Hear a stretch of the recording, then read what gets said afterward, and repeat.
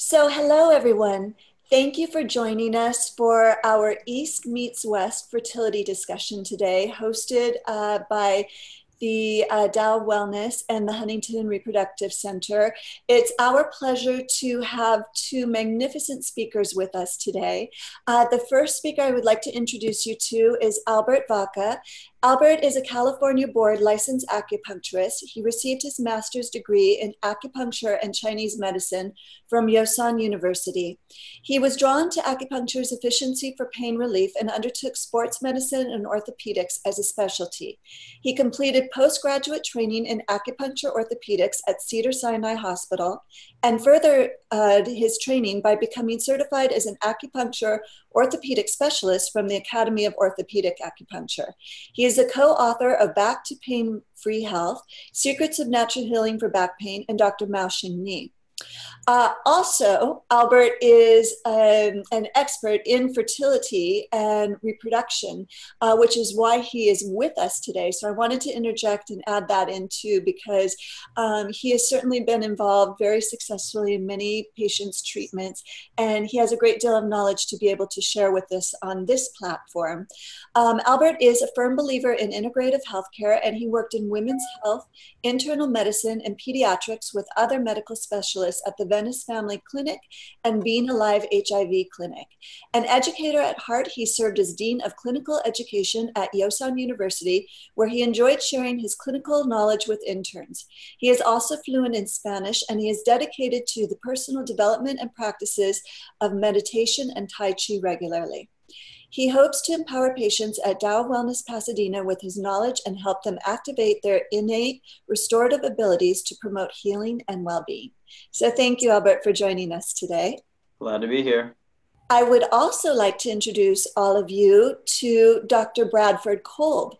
Dr. Bradford Kolb received his undergraduate and graduate degrees from the University of California, Irvine, after which he completed his residency in obstetrics and gynecology at Northwestern University and a fellowship in reproductive endocrinology and infertility at the University of Southern California, receiving board certification in both fields. As a physician, he specialized in the care of complex fertility problems at HRC Fertility Pasadena. Under his guidance, he has helped improve HRC's donor pregnancy rate. He is internationally known for his expertise in complex reproductive matters and is one of the largest providers of egg donation and surrogacy in the United States, with patients traveling from around the world to HRC Fertility Pasadena to see him. His practice is known for helping to develop and implementing cutting-edge technologies in the genetic screening of embryos, the development of new laboratory technologies, and the development of highly efficient treatment. In addition to his high success rates, patients are also impressed with his warm bedside manner, compassion, and dedication. Did you all see that smile when he first joined us? You can tell he's a warm individual. So Dr. Kolb's philosophy is to deliver the best possible care to each patient in a compassionate and individualized manner. Most impressive is his passion for treating each patient personally throughout their entire course of treatment. As a result, he has become a magnet for those seeking personalized, advanced reproductive care. In addition, his philosophy toward patient care is embraced by each of Dr. Kolb's nurses, office staff, and embryologists. So thank you, Dr. Kolb, as well, for joining us today.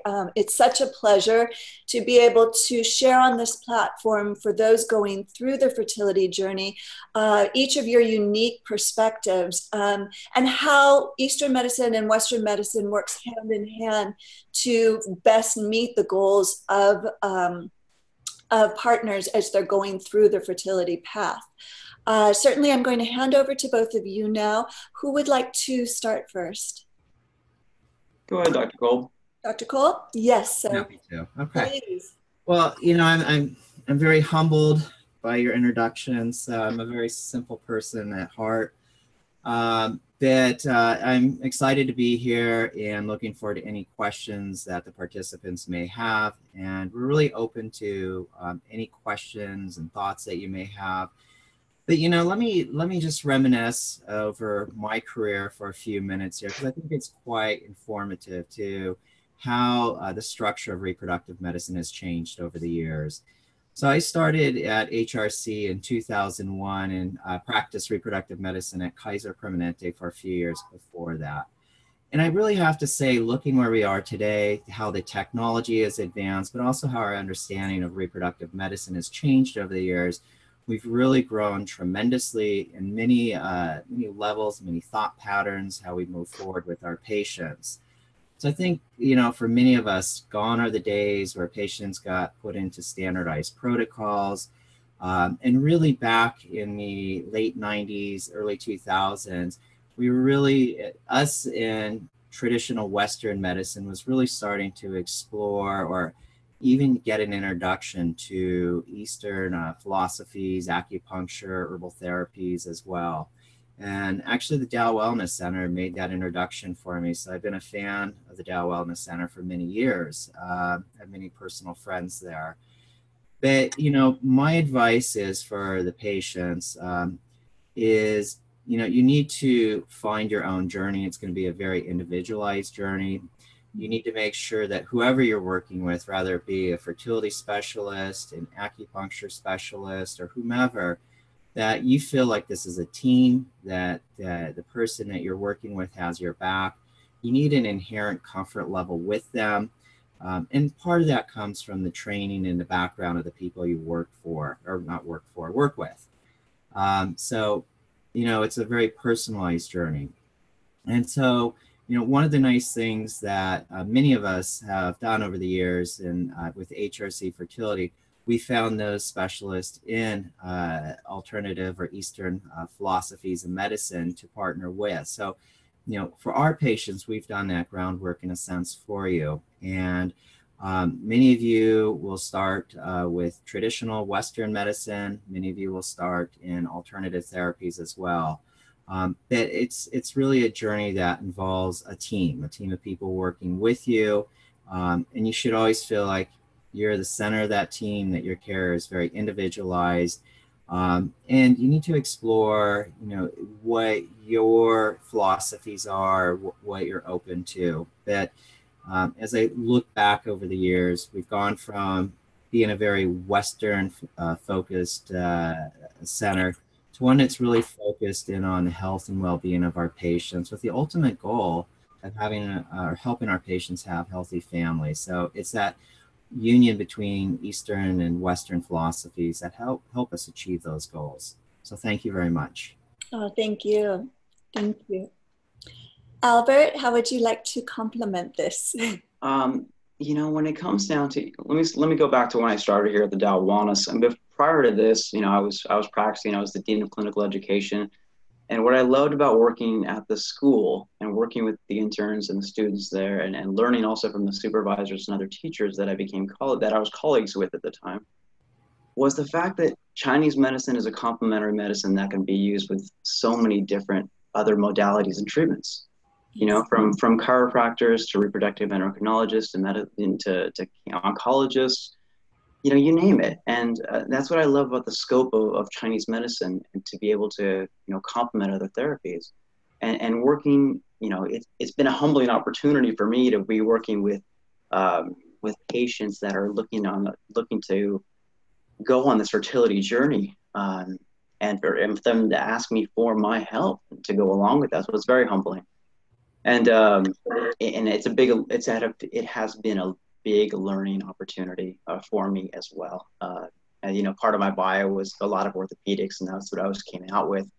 But in the last decade, in my practice, for the last 5 or 6 years, I've been immersed in women's health, and particularly working with people and working with reproductive endocrinologists to help women get pregnant. And it's sometimes a difficult journey, sometimes a very stressful journey with the patients and with our treatments. And sometimes things work and sometimes things don't.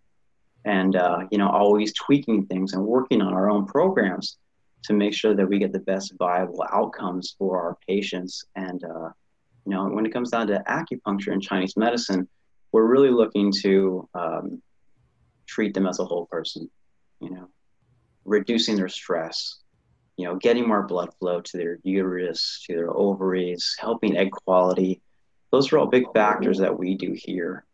Working with the Tao of Wellness, I think more of about half my practice has now been working with infertility, women's health, regulating cycles, everything from helping women get pregnant through pregnancy, once they deliver, and then working on their children. It has been so exciting for me to do that.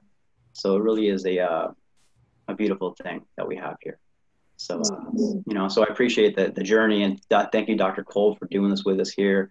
I know it is National Infertility Awareness Week, so that's part of the reason we're bringing this out here to the masses and to everybody who can be on this call and who can be asking questions with our further YouTube videos down the line, so we can instruct people more about how we can do what we can do, because it's not only this can help or only this can help, but the more you can do, the more prongs on that fork that you have to take part in your own journey, I think is the one of the biggest factors that you can have for success.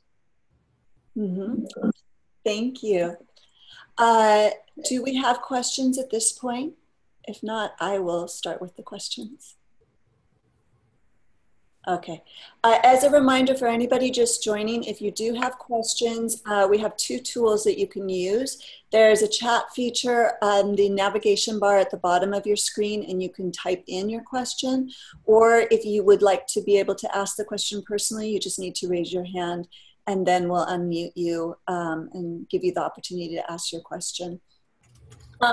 Gentlemen, my first question for you is, I think it's very interesting. I have a personal experience. As you say, it's very individualized journey. So I have certainly gone through the journey of fertility and then realizing that I have infertility challenges. And that came later in life.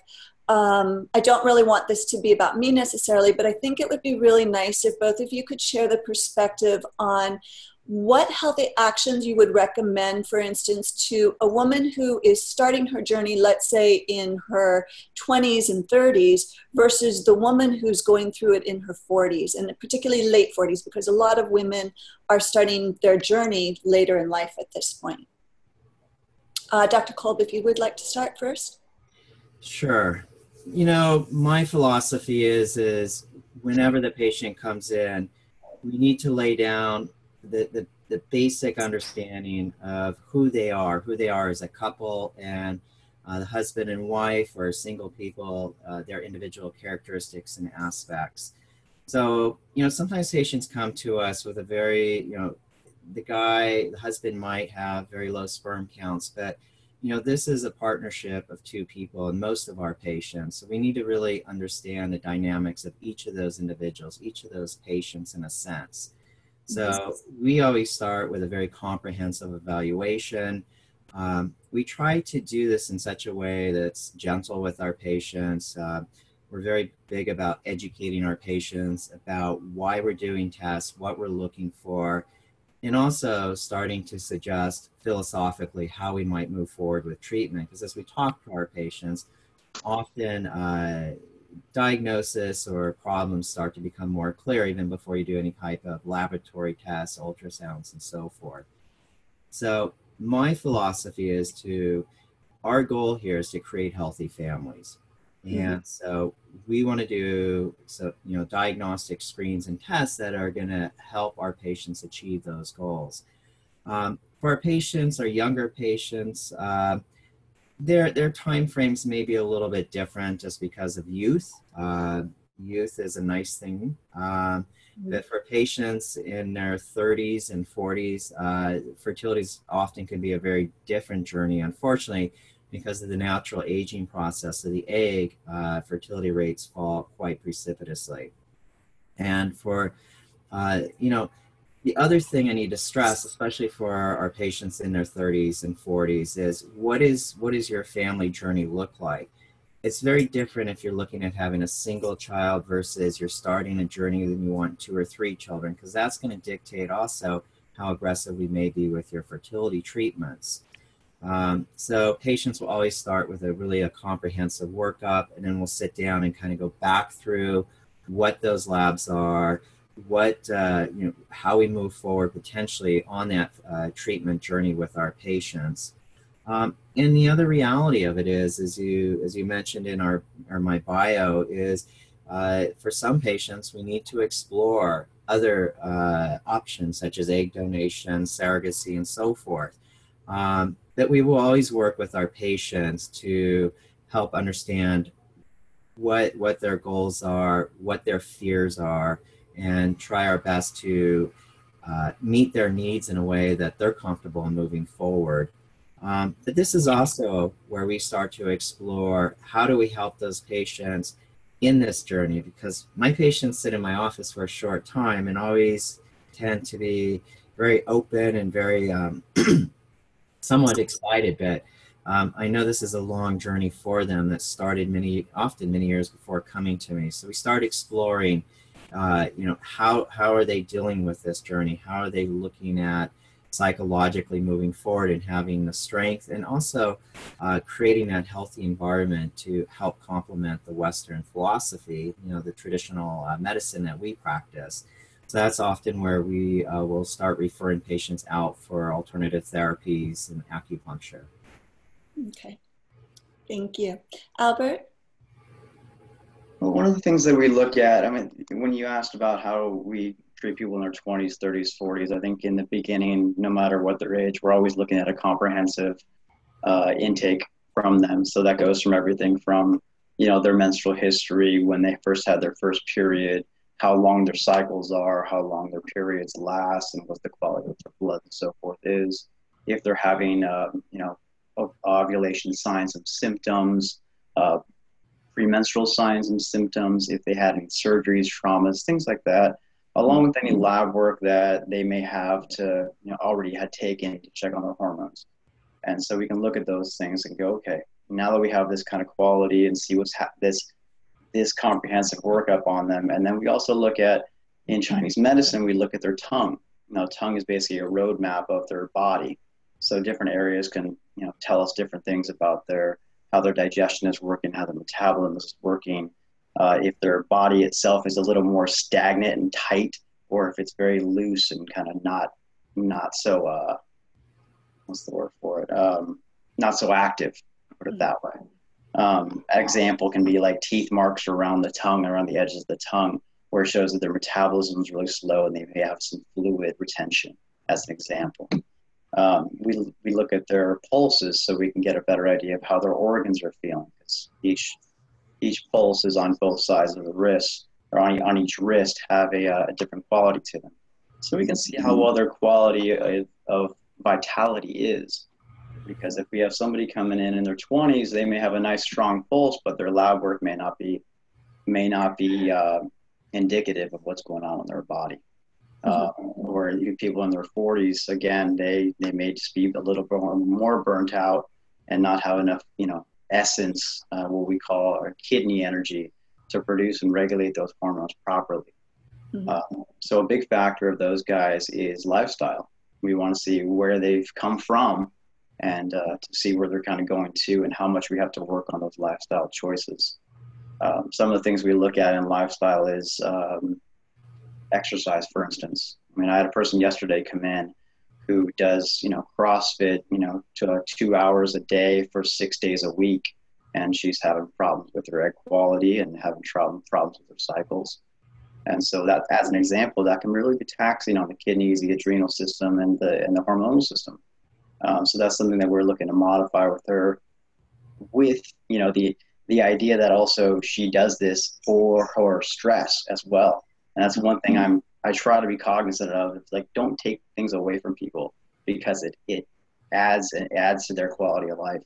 And so we look to modify, and I'm looking to modify gently, based on my background and how we can make those modifications to make them healthier. So again, a person in their 40s may just need more nourishment. Maybe they've already gone through cycles and not had success. Maybe they have a really stressful life. Maybe they already have kids as it is. So they are tired. I mean, I've got 2 kids of my own, an 8-year-old and a 2-year-old. And I know I'm more tired than I was in my 20s, and I know my wife is as well. And so, these are factors that we got to look at. So how can we nourish that person? So we got to look at their lifestyle. We got to look at their diets. How well are they eating, during their cycles as well. If are they feeling really worn down after their period? Well, that tells me something also.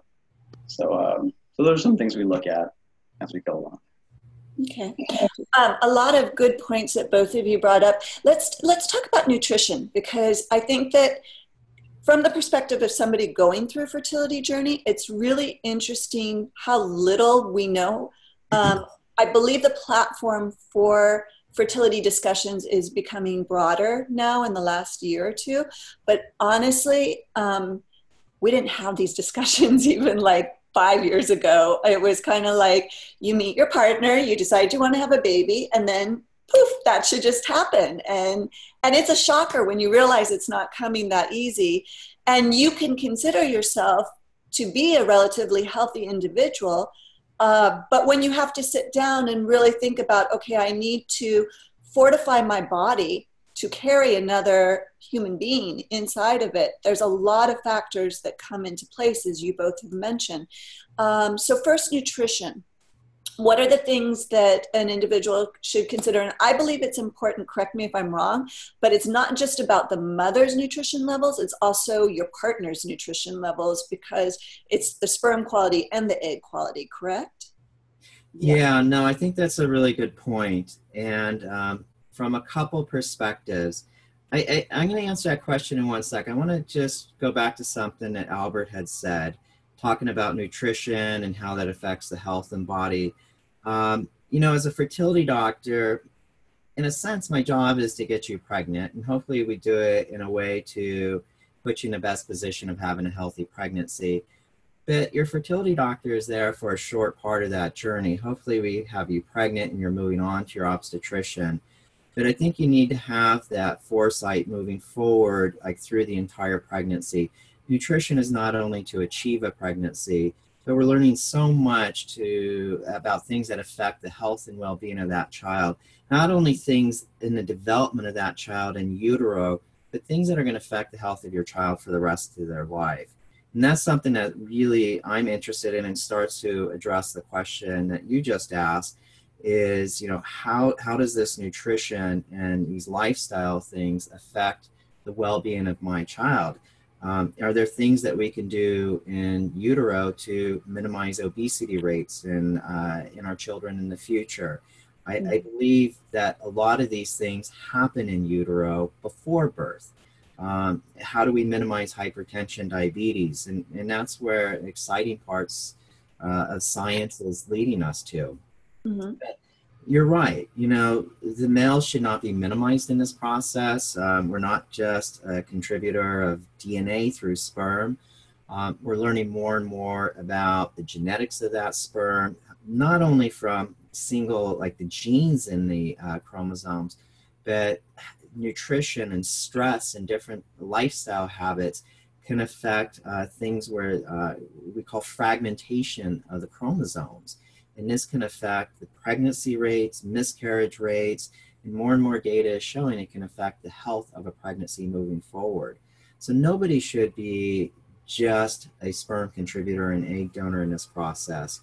The woman obviously has a larger role in the sense that the egg is a massive cell compared to the sperm, but it has all those nutrients and all those factors to nourish that pregnancy moving forward.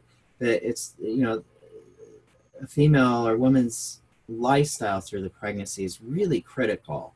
And I think we need to move out of that mindset of I'm pregnant and just kind of move forward and see my obstetrician to what are the things that I can do in this pregnancy to really affect the whole health and the well-being of this child, not just in utero, as I keep saying, but the health of this child moving forward. And we're going to start seeing interactions between the things that we do and how we eat and how we minimize stress in the pregnancy. And I think this science is going to transition into how do we extend these things into the well-being of children as they're born and being raised in these very critical phases of their development. So not to stray too much, that really we need to take a perspective, what do I do before I'm pregnant, in my pregnancy and beyond? And, the simplest thing I can tell my patients to start with is you really got to focus in on having a good balanced nutritional intake, whether you be vegan or just an ordinary diet. What are the things, food habits I need to minimize? What types of carbohydrates are healthy? What kind of sugars do I need to limit in my diet? How do I get proteins in my diet? Another critical factor, and Albert it probably can attest to this much better than I ever could, is what do I do to reduce that stress and create a healthier environment for that pregnancy? Yes, yes, thank you. Before we hand over to Albert, give some examples of what nutrition-wise you believe can be done, especially since you said there's the pre and then actually during the process of pregnancy and then post-pregnancy. Yeah. So we've gotten much more aggressive in the workup of our patients, looking at simple things that we can measure in the blood, different hormonal functions and CBCs.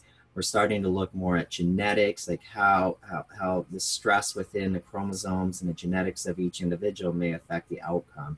Mm-hmm. But, we also have to be very realistic. Patients often I don't mean this in a bad way, but we're creatures of habit often, and we need to work within the lifestyle and the balance that our patients can find success. And so some patients are going to stick to a vegan diet. Some are going to have, as I will say, sin a little bit more in their dietary habits. And and these things are okay. Mm-hmm.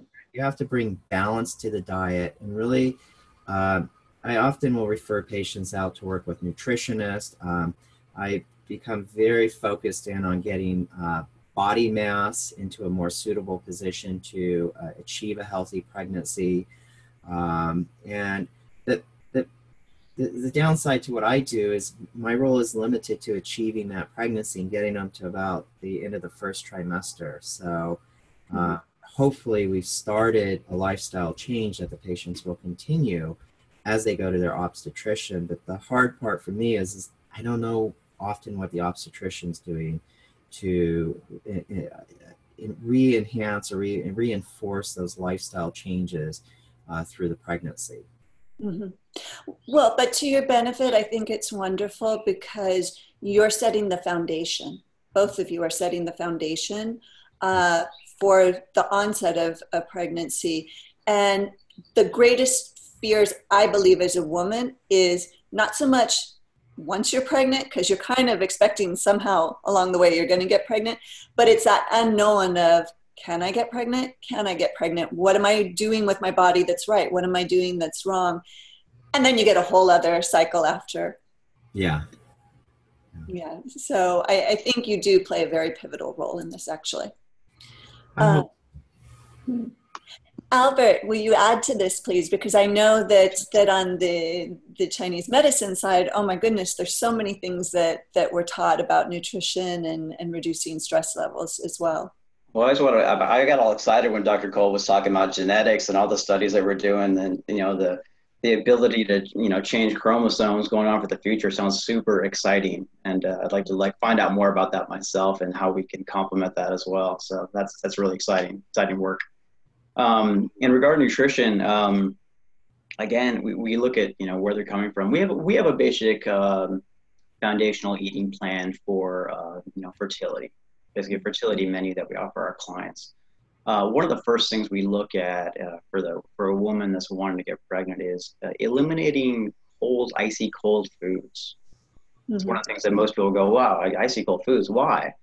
And part of the reason is your body has to work so hard in order to digest and assimilate all those nutrients and herbs anyway. So when you're throwing like ice cold coffees, smoothies, frappuccinos, you name it, ice creams on top of your digestive system, your digestive fire, which is in charge of also working with the blood in your body, that in your womb area, then that's one thing we want to avoid. So that'd be the first thing we kind of look at. We really advise people to eat warm foods, soups, stews, even when it's warmer outside here in Southern California. They get the most nutrients out of what they're doing. So if somebody is very deficient, kind of weak on the weaker side, maybe older, then we might recommend some bone broth as an example. You've got a bone broth, doing it that way with lots of vegetables and beans and those kind of things that we can do. But we find that a lot of the foods we recommend are generally warming to the system. And in Chinese medical nutrition, we talk a lot about the temperatures of food. Not necessarily like, are they cooked, are they warm, are they spicy type of thing, but is lamb, well, for example, lamb is one of the warmest meats. Yeah. So that can be very nourishing. Chicken's a little bit cooler, but still warm. Fish is generally on the cooler side and neutral, as an example. So then we got to look at their constitution as well, because if a person is like always getting headaches, red, fiery, angry, maybe you don't want to feed them too much lamb, because that might just fire them up a little bit too much, So might offer the chicken and the eggs and the legumes to get their adequate protein. So those are some of the things. So a lot of the spices, like your turmeric, your oregano, your garlic, your cinnamon, those can all be helping to regulate the hormones as well and help warm things up. Your antioxidants, like your blue, purple, red berries, those are also helpful. Foods that are yellow and orange, such as, like carrots, for instance, or squashes. Yellow is the color of the spleen. And so that's for the nourishment of the digestive process. So we kind of look at things from a color perspective too in Chinese medicine. That's very nourishing to them. So that's ultimately what we're looking for, is the nourishment for that. Dr. Dao Xingni, he wrote a book called The Tao of Fertility. And in that book, he actually talks about a 28-day eating plan. And he kind of breaks it down to, the first cycle, the follicular cycle, and a luteal phase. So it's like, when the follicles are growing, the eggs are growing, you want to eat foods such as like, oatmeals, wholesome grains, high proteins, to really nourish those follicles and, give them as much energy to grow as possible. And on the other hand, in the luteal phase, we're looking more for like maybe not so much the high proteins. We don't want to stagnate things that go in so much, but the green leafy vegetables and lots of berries during that time. Just a very general aspect of that, but it gives a lot of general recipes and things like that are also helpful. It's interesting that you bring that up, Albert, because I remember when I was going through it, and I still do continue to go through it, it taught me as a woman two things about my body. First of all, was the nutritional aspect, because when you tune into your body and you really start listening to it, you realize that your energy levels, your way of digesting, the way you process stress, everything actually does work through these different phases of cycle too. And I find, at the beginning of the month, I digest in a very different way than I do, let's say, in the third week when I'm preparing, if it isn't going to take and I'm going to get my period, everything starts changing in my body because of my hormone levels and things. The other thing that I found very interesting as a woman was thinking of this way about food and understanding how it's processed within your being helps me to, I should say, visualize, actually look at it almost as a guided visualization, that when I understand, both from a Western medical perspective and an Eastern medical perspective, when it's explained to me how each phase of my body is working, it helps me to be able to send that message to my body, to fortify my body as well in preparation. So it's nice. It's almost like a little way of tricking the emotional state to help support as well. So let's talk about, you briefly touched on before, Albert, about exercise. That's another interesting thing that in conversations I've had with different women, I'm sure, gentlemen, for both of you, there's a lot of panic around exercise. So I know many individuals who, they're afraid to even do sit-ups because they think, oh my gosh, my muscles will get so tight that it's going to constrict my uterus and I won't be able to get pregnant, or they give up a favorite form of exercise and just stop exercising, period, in some cases, because that panic sets in of whatever I do is going to somehow affect my ability to conceive, or once I have conceived, affect the overall health of the baby's well-being in its growth phases. What are your perspectives on this? So sure, I'm happy to start on that. Patients have to be very careful as they move into this journey. I'm seeing patients at a very specific time in this journey, which for most of them, they've been trying to get pregnant for a while. And my general philosophy is that you don't want any large lifestyle changes if they're positive and reinforcing habits or routines that you have. So we do encourage patients to uh, engage in a modest to moderate amount of exercise, but very clearly there's levels of exercise that are excessive. And I think it's coming back to a balance.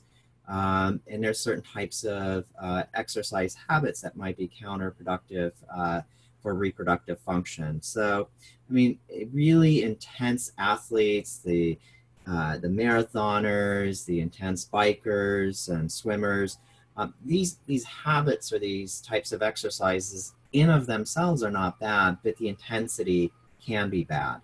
So, you know, we need to bring balance back between rest and exercise.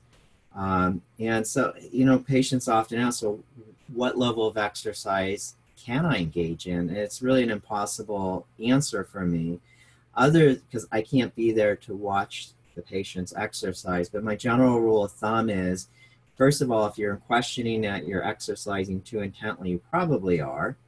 The second thing is if you're exercising to the point of exhaustion, it's probably an excessive amount of exercise.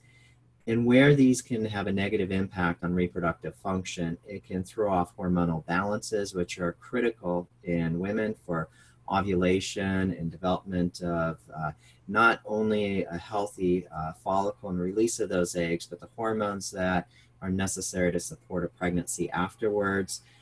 In the men, my biggest fears is that certain types of exercise may lead to compression of the genitals that can harm the sperm, or anything that increases the temperature in the groin region can have adverse effects on the sperm as well. The counter to that, I don't want somebody that has a sedentary lifestyle all of a sudden go into a gym and start trying to engage in intensive exercise as well. It's really about balance, and for those that may have excessive levels of exercise, bring it down. Those that have a very sedentary lifestyle, start with very simple exercise programs. Often there's gyms or programs that can assist in that, to engage in those types of behaviors or activities in a safe way. And there's people that are cognizant about those that are trying to get pregnant or in pregnancy itself. And the last thing I'll say is as you mentioned, and you know, the fear of exercise in pregnancy. I think exercise can be a wonderful enhancement to the health of a pregnant patient, both for themselves as well as for the fetus itself. There's obvious limitations, any impacts to the abdomen, but for the most part, I think if you're cognizant and aware of your body, you'll be fine. Okay, thank you. Albert? Yeah, Dr. Cole mentioned the word balance, and I jotted down right when he said it. I'm like, that is a huge factor in what we do. You know, like I mentioned earlier about the woman that was doing the CrossFit in 2 hours a day, 6 times a week, and you know, she could lift me probably. You know, but I realized that it's a big stress factor for her, and you know, it may be right for her. Other people that are, you know, he said it before, like if you are too sedentary, all of a sudden you're going to jump on a bike every day and do this. It's like, it's going to wear you out. Right. So, you know, start slow, do everything in moderation, you know, running, jumping and things like that, right? When you're going through your transfer protocols, it's probably not the best idea, of course, but a little walking outside just to get things going through the, you know, through the circulatory process, I think is an okay thing. You know, in moderation, of course, no hiking, major hiking where you can fall down, things like that. But I think the biggest thing about exercise is the stress relief that it brings on, and the community involved too. You know, I know people that go to the gym because they go to the gym to meet people. They go to, you know, be with their friends and be in a community and know that too. And that's a big factor, I think, in getting pregnant as well. You know, and knowing that, like, I have a community around me that is going to be with me as I go through this whole process. I've got somebody that I can laugh with, that I can love with, that I could, you know, just share my things, share my frustrations with too. I think that's a huge factor when it comes down to exercise. You know, in regard to what we would suggest, I mean, I think, you know, yoga can be good, Pilates can be good. Tai Chi can be excellent for you too. My wife and I, again, through her two children, she went through something called, high intensity training, which is called super slow exercise, which is very, it's high intensity, but it's one time a week, and then you do everything very slowly. So that's one thing that, we found was good. And I monitored her through that whole process as well to make sure that she was safe, that it wasn't too intense. Dr. Cole mentioned that if you're out of breath and you're hurting yourself in the process, you may want to tailor it back. And I think moderation is the huge key, and stress reduction of exercise is a huge factor. Okay. Something else that both of you have brought up frequently throughout this conversation is stress. Stress and your support system, your tribe. So let's talk a little bit about that. What things can we do to counteract stress in the body? Because it's huge. I'll jump on this one, Dr. Cole. The first thing I think of is laughter. Okay. Laughter and hugs. I mean, the stress hormones just by smiling in itself can be really activated. And I think when, I don't know if my Dr. Mao might have said in regard to that stress itself might be the number 2 cause of not being able to get pregnant. And he goes into an analogy of, when your body is under stress, here's what happens to you. The blood flow is diverted from your midsection to go out to your legs and your arms in order to run away or fight back in the fight or flight, stress response. So if your body has no business trying to get pregnant if it's always under attack. So, we're not in that area of a saber-toothed tiger chasing us anymore, but we do deal with traffic and deadlines and husbands and wives and, politics and you name it, air quality, pesticides. All these things are stress factors in our life. So what is the best way for us to manage it? And I think that when it comes down to the basic thing for me was, look, laugh, go watch your favorite movies. I don't care what it is, what you're into, just go laugh, go enjoy yourself and make contact, have a community around you that you can, you're not alone in this journey. I think that, with anything like that, you mentioned the word tribe. I think it's a huge factor on our own well-being and calming down our own nervous system. So that way the nervous system can communicate with the rest of our body in a sympathetic way, in a parasympathetic way, where the body's like, this is what you need to do. Here you go do it, go flow. Versus because when we're under stress, everything just kind of tightens up. And so that's when you get major PMS signs that happen. You get the major crampings, your periods may be a little bit, more stagnant in that sense, or less quality of them. So those are all things that go along with that. And ultimately the stress itself can create autoimmunity stress. The body doesn't know what's going on anymore. So all of a sudden it's like anything that comes at it, it's going to fight back against. It could be, the implantation of the transfer of this little embryo. And, all of a sudden the body's like, what is that?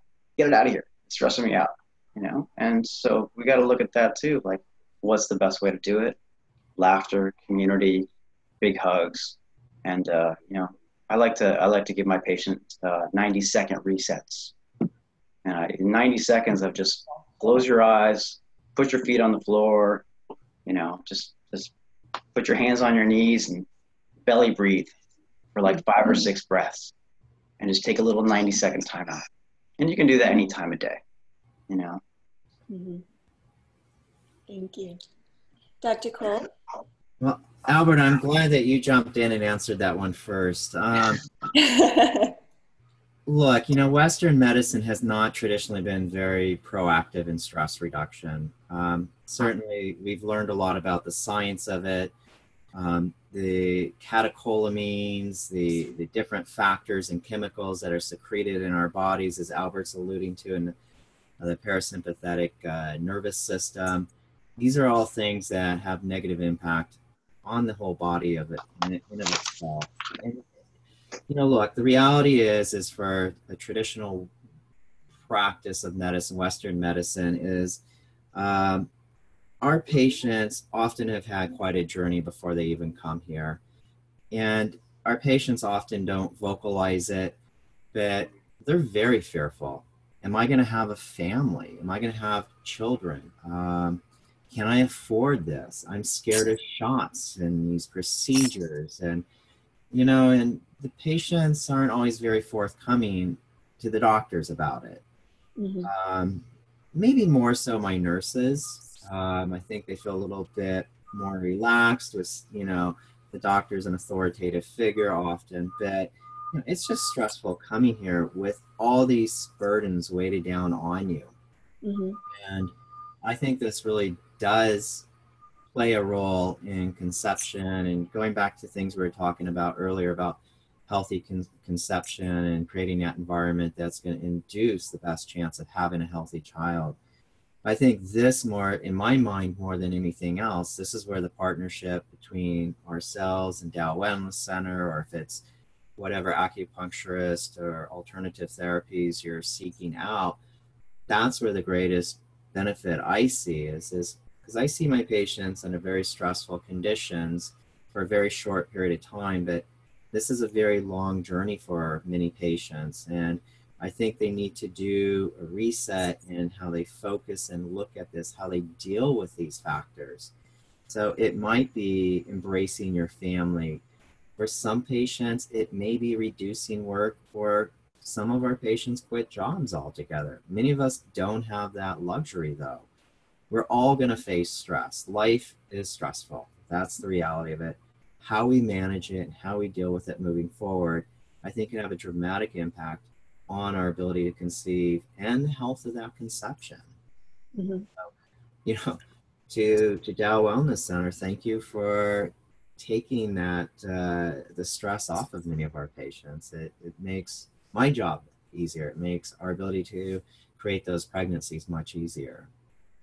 Yeah, it takes a village. That I would like to say to everybody. Sometimes it comes easy, sometimes it doesn't. And I think everything that both of you are talking about in terms of finding balance, realizing what your support system is, and then treating your body well, but treating your body well with kindness too. You have to be gentle with yourself because you don't know how long it will or won't take. And there's so many different levels of what you will experience on an emotional level as well as a physical level and a spiritual level too.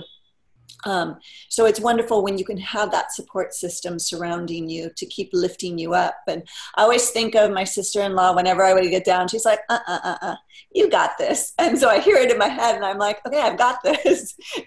Maybe I don't feel it today, but tomorrow morning I'm going to wake up and I'll be like, I've got this. But it's the best feeling when you know that you can have your medical teams working hand in hand with you, and that you can have honest conversations with them both too.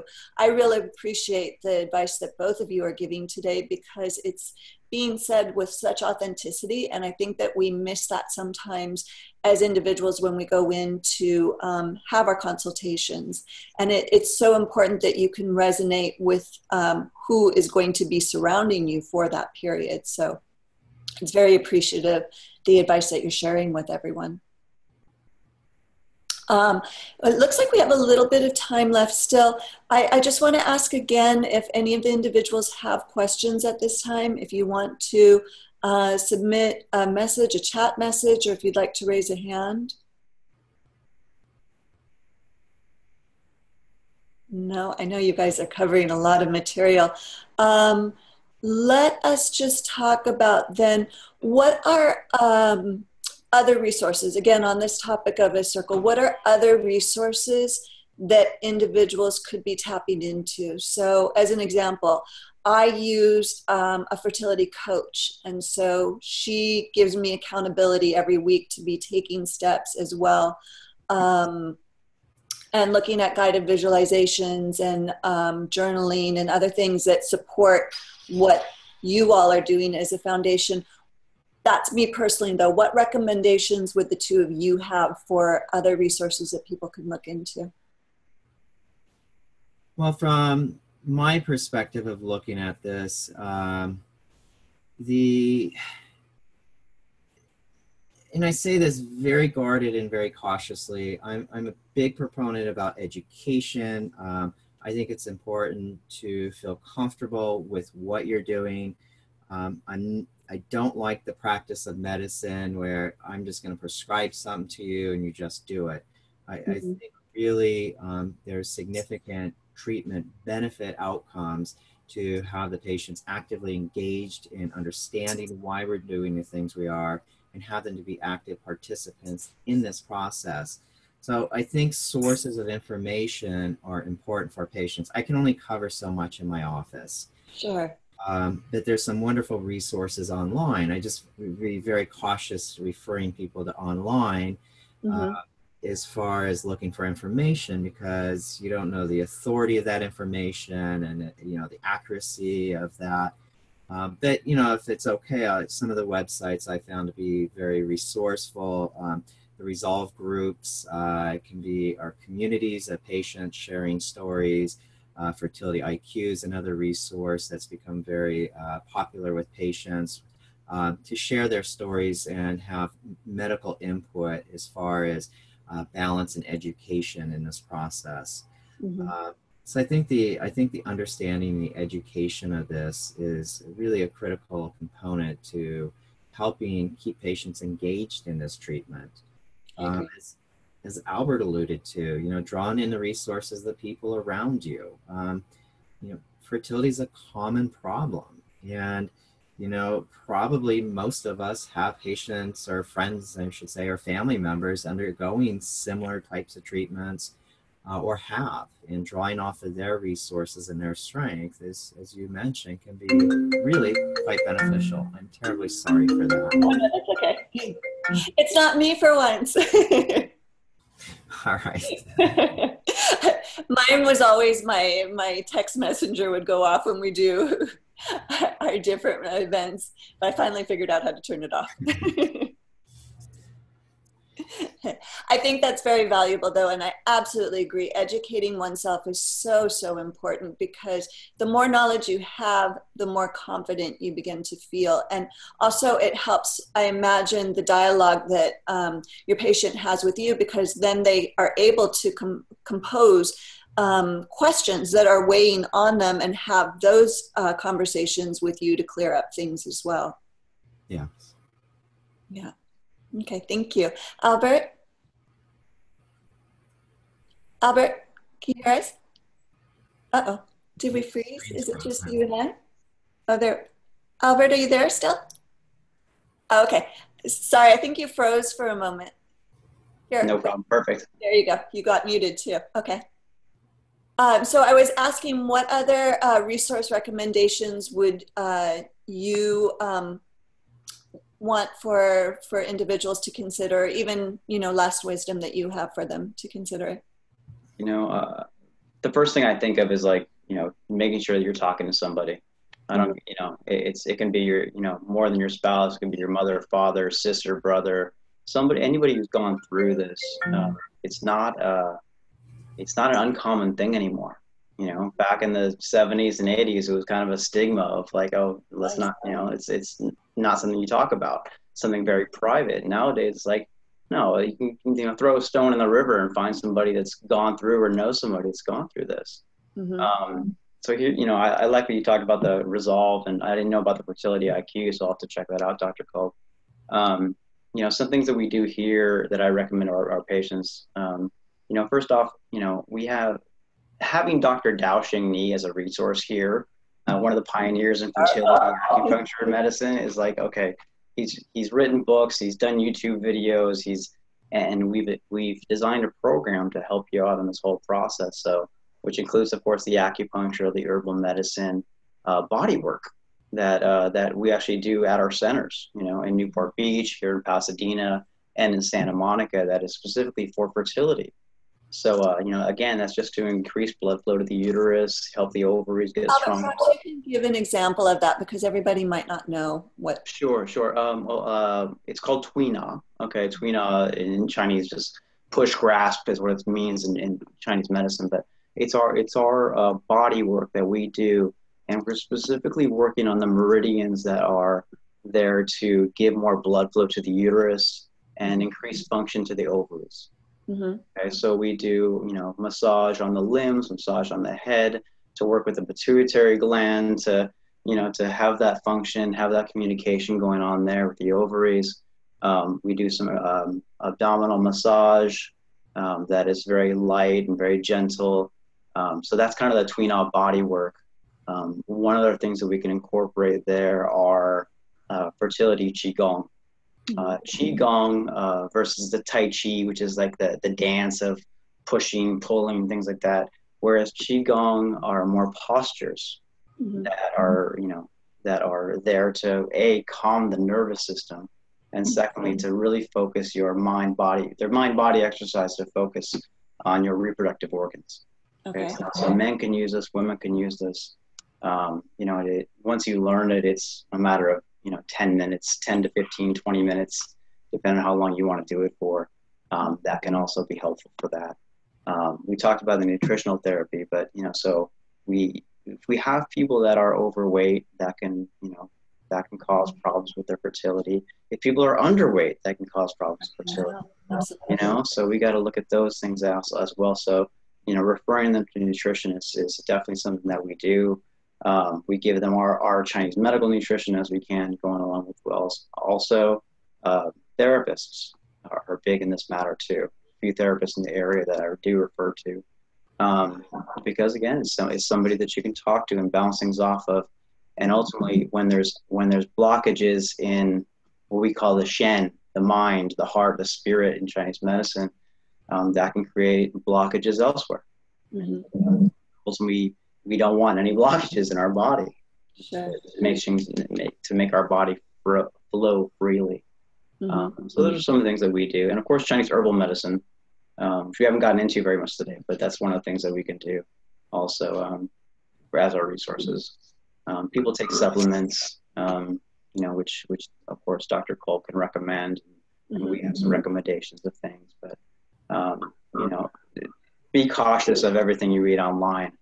Speak to your professional. Speak with know what they have experienced, and no matter who you go to, I think that's the biggest factor.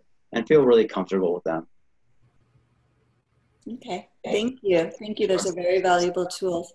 Well, gentlemen, we are coming up on the hour. I'm going to ask one more time if any of our audience members have questions that they would like to ask. Please hit the message box, raise a hand.